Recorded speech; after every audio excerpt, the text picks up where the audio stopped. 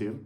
Dermot County dropped a new single today called 2 Hearts, and it's pretty beautiful on the guitar. It's only 2 separate parts for the verse and the chorus. It's not too bad, but it's a beautiful finger-picking style song. I wanted to break it down. So starting off, we're in drop D tuning. So all that is you have the 5th through 1st strings all tuned standard, and then low E is tuned down to a D.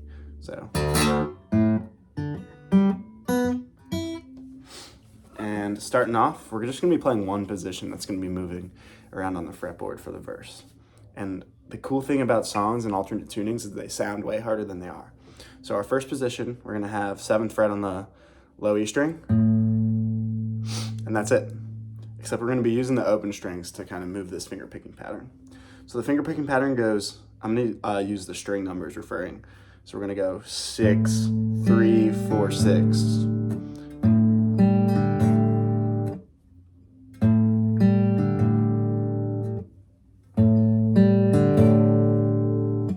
And that's going to be the picking pattern for every single position. So all we do next is move that down to the 5th fret.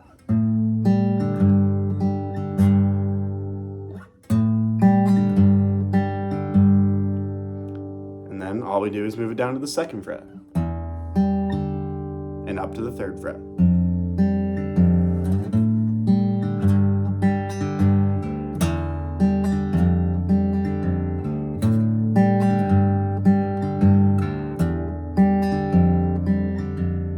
Now there are some embellishments he throws in from time to time. Occasionally when you're playing the position on the 7th fret, you can also add the 7th fret on the G string. And when you're playing the position on the 5th fret, you can also add the 4th fret on the G string.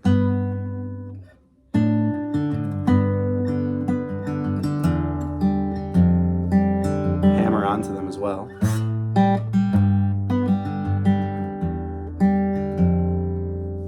That's really it for the whole verse. It's beautiful. It's mainly vocally driven, as a lot of his music is. And yeah, it's pretty simple. But for the chorus, we're kind of using a similar structure. This is the main shape for chords and drop D tuning. You're going to be using your ring finger on the 7th fret of the low E string. You're going to have an open A string, pinky finger on the 7th fret of the D string, open G string, pointer finger on the 5th fret of the B string, and open E string. So that's a very common position for drop tuning. A lot of bands like Fleetwood Mac, James Taylor use that chord a lot. So all we're going to be doing for the chorus when he's playing very loud strumming chords, we're going to be starting with that one that I just showed you there on the 7th fret. You're going to move it down to the 5th fret. And then you're going to go up to the 10th fret and down to the 3rd fret.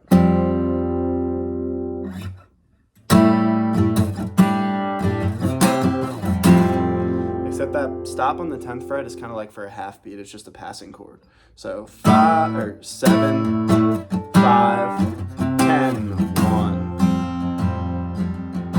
7, 5, 10, 1. Kind of has a similar movement to the verse, but it's just a lot more powerful. And he chooses to have a dynamic shift in this chorus a lot more. So altogether we would have.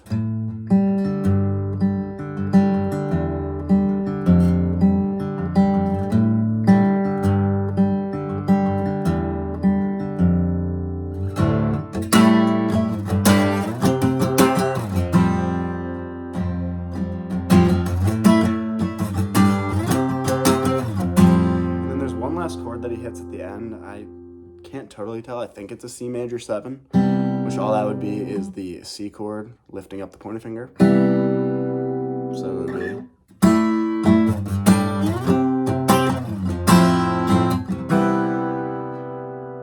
It sounds a little dissonant, but I kind of hear it in there. And yeah, that's really it for the song. Thanks for watching, homies.